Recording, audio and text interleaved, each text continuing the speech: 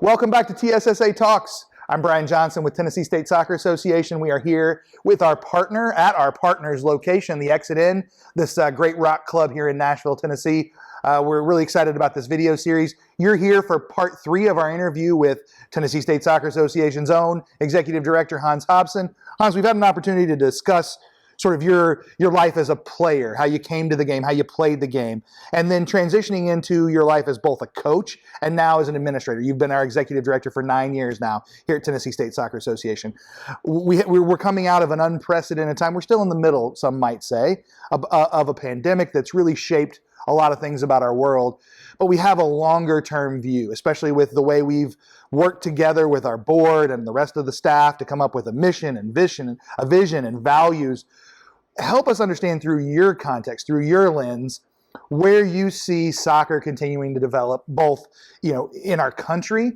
And we have maybe a little bit to say about how it shapes our country, but what we really do have something to say about is how it happens in our state, how it happens in our communities. We do impact that. All the people out there watching, participating in soccer in our state can impact that. From your perspective, how do you see the future going, and what can we do to help make it go the best way possible? Yeah, no, I think, oh man, having done this for the last 9 years and seeing, where we've been, where we're going, I think a lot of things are going on right now. And it's hard to lead in a time like this. We look at our clubs and they're trying to figure out, how do we lead in the pandemic and how do we lead through some of these socioeconomic struggles that we're going through right now. And so related to that, even for us, I think we're pausing in our own office and trying to figure out, what can we do to make things better. I think soccer is changing. It's evolving. You look at MLS and what's going on.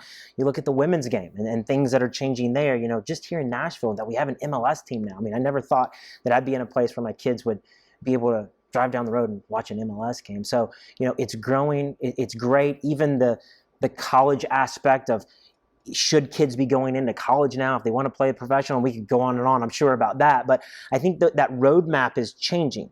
But I think at the core of everything that we're still doing, we are developing people. We're using a game to develop people. People that are going to be in charge of our society tomorrow. And I look back at the players now that I've coached. You start talking about the future, and I'm looking at that and I'm going, like, as a leader, I'm part of it right now, but it's the people that are coming next. The kids that we're coaching right now in our ODP programs, our clubs, they're the future. And what are we doing to arm them to be better, to make this world better, to make soccer better? One of the people that we have in our office right now, Jessie Prigg, I mean, she was, a volunteer. She came in and volunteered, and then she ended up being, a student assistant in the office that we paid. Now she's a full-time staff member. And those are the people that we want, coming along in our program. How do we get people involved in our program to see what we're doing and then make it better as we go? But how do we help clubs? And that was part of the idea even behind this conversation. How do we have some, maybe some difficult conversations too that change? I mean, if I'm being honest and I'm talking to you about some things that break my heart and things that make my heart happy. Yes, soccer makes my heart happy, but as I do my job on a daily basis, some of the administrative stuff that breaks my heart are things that happen on the field. I'm reading a referee report and there's a racial slur, and someone's been called the N-word, or there's a kid out there that is Hispanic and somebody has said something to him, that's inappropriate. And so I have to deal with that. We as a board and staff, we have to deal with situations like that. And I'm going, we're better than that. We're so much better than that. I want to think that. And having, in part 1 of our series, we talked about how I grew up and the people that I grew up around. I never experienced anything like that. I never experienced anything like that. It was an incredible environment that I grew up in. I mean, I am a black man. My mom and dad grew up during a time that was segregation. They went to all black schools, and I've not experienced racism except for maybe a handful of times. But that we have kids that are experiencing it. I know what it feels like, and I know it hurts. I know it's not nice. And so when I see that happen, and I'm on the other side, my heart breaks. My heart breaks for that. And I want to know, how do I change the game? How can we, as a collective group, our 95 clubs, our 50,000 players, moms and dads, how do we get together to better understand? And the only way that I know how is to to have conversations, to talk about difficult things. And, again, that's one of the reasons that we wanted to do this. Yeah, I think it's really important, Hans, and it's nice as an employee, as a coworker, as a colleague, that it is important across our organization to have those conversations. And even if it's not a pleasant conversation to have when you've had that go on. I've been there as a coach when a player of mine, was called a slur and had to abandon a game in the middle of a game. There's ugly things that go on in our world. We'd be naive to assume that there weren't. But I think the more that we can talk about it, the more that we can be honest about it, the more that we can shine a light on it, the more that people perhaps can take a hard look at, even if they weren't the person who committed the offense. Oh, but where did that person come from? Can we see where that person was coming from? Can we maybe shine a light into ourselves to go, wow, if I have a blank space there, if I have an area that I'm a little weak on, can maybe look at that? Yeah. I think as we look at, we've had an ever-growing number of soccer players across the state of Tennessee that have become a part of our organization. Since I've been here for 3.5 of your 9 years, we've continually grown. Now, during the pandemic, there's a few less people that are playing soccer. That's reality. That's impacted our clubs. Those member clubs out there have felt that, and we're being responsive to that. But as we go through, it seems to me, and I think we all can kind of agree, there are pockets where we don't have as much representation as we'd like. Geographically, there are pockets, maybe it's smaller towns. In some cases, maybe it's more urban parts of our bigger towns where there is less soccer that happens. And so I think we do a great job of trying to make sure for the people who we know who've been consistent members, those 17 U's who were 8 U's, have been through our program. We make sure there's consistency and they can count on that. How do we find new ways to bring more people into our game? Because, you got to see, a teammate who looked like you. You had guys you played with in college. You coached people in college that were then from many different cultures. Somebody that wakes up this weekend in Chattanooga, Tennessee is going to put on the TV, regardless of their own skin color. If they put on an international match, if they watch Liverpool, if they watch Arsenal, if they watch Premier League teams, if they watch our MLS teams, they're going to see people of many different skin tones, from different countries, different races, different religions.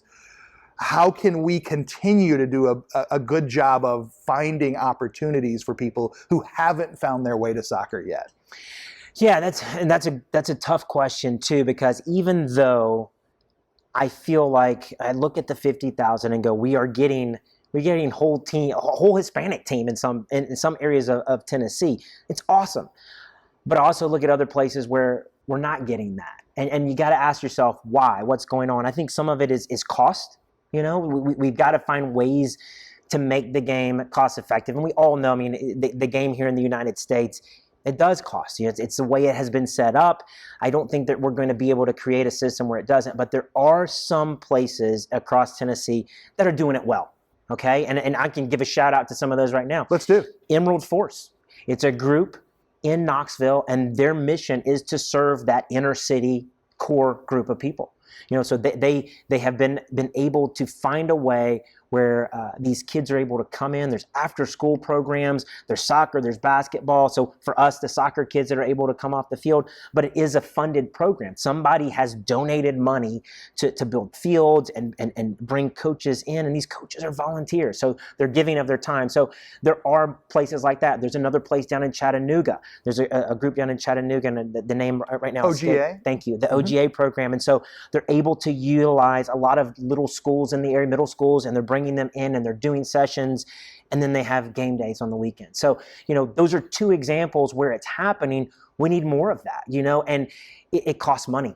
It costs money to make that happen. So, in a time right now where we were actually trying to move forward and do some school programs with a guy by the name of Darren Lavers in the virtual DOC. He was in the inner city schools in Memphis and Nashville, and we don't have the money to pay for it right now. So, if somebody's out there wanting to donate any money, we're willing to accept that. But it does. It takes money. It takes time. It takes effort. We continue to push as hard as we can to get into those communities and provide the coaching and then resources, But again, it takes that someone to lead the charge, and sometimes it just takes one person to do that. And we've seen people across the state that have been able to do that. Well, Hans, I think, and as we wrap up here, I want to make sure we give you a chance to have a final thought. But as you're saying that, it really does resonate with me that we do want to have these conversations. And these conversations, we're starting them through a context of race. We want to make sure that the black community is underrepresented in Tennessee State soccer. That's not controversial. No. That's just math. So it's underrepresented, and we want to shine a light on that. We want to have a conversation about how black men and women, how Latinos, how people of an Asian background can be here and can feel a part and can feel welcomed into what we're doing at Tennessee Soccer. But through that lens and beginning those conversations, which can be challenging at some points. What does your coaching staff look like? What's the makeup of it? Some of those are hard questions we all have to ask ourselves. As we start those questions, perhaps it can lead us to some progress in those areas, but then what are other areas we can have progress in? Like you said, it takes one person. If somebody wants to come to us with an idea from somewhere around the state, we're receptive to hear, hey, we'd like to start a nonprofit that tries to reach new groups in this part of town. We'd love to have that. If you're a member of a business that can help us to fund some of these things, to help to lower those economic barriers for people who haven't otherwise been able to find access to the game,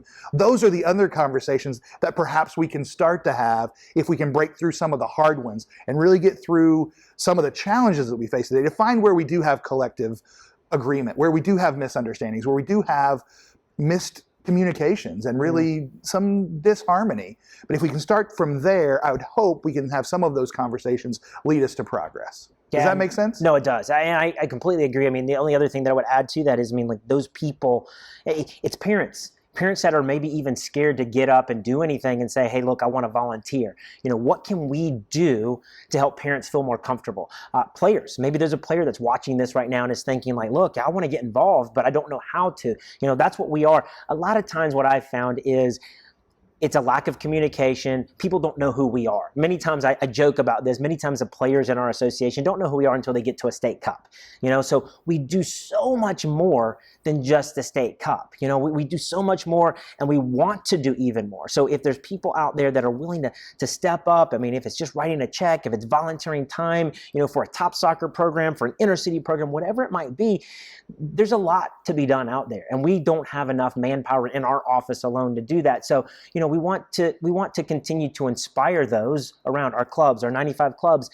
There's more that they can do too, you know, so I would even challenge them to say, hey, look, as you said, can I take a realistic look? You know, sometimes, you know, some of the conversations that we're having, it's a realistic look at what is my heart really about? You know, what is my heart really about? And I've had lots of conversations with coaches that have said the wrong thing or inappropriate thing. Of what did you mean in that moment?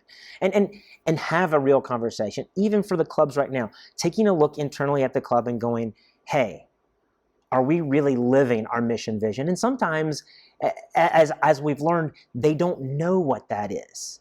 And that's where we can even help them, is trying to figure out, hey, look, where do you want to go? What do you want to be about?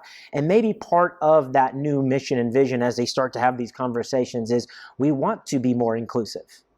Well, how do we do that? And that's okay to go, I don't know. It is okay, because we want to help you with that. I mean, it's kind of like at least admitting that you don't know, but you want to fix it. I think that's the first step. Yeah. Well, Hans, I think that's a great place for us to end. I want to thank you for being here today. I want to thank our viewers out there. TSSA Talks is something that's very near and dear to our hearts, the whole staff, our board. We want to make sure we're helping people to have conversations, that we're shining a light on some areas where we can all get better, where we all strive to get better. I want to thank you guys for joining us. I want to thank the folks here at the Exit In. Again, this partnership from the Exit In and Tennessee State Soccer Association to bring some of these conversations to you. Please let us know. Reach out to us. How can we help you help us all make soccer better in Tennessee? We'll see you next time at TSSA Talks.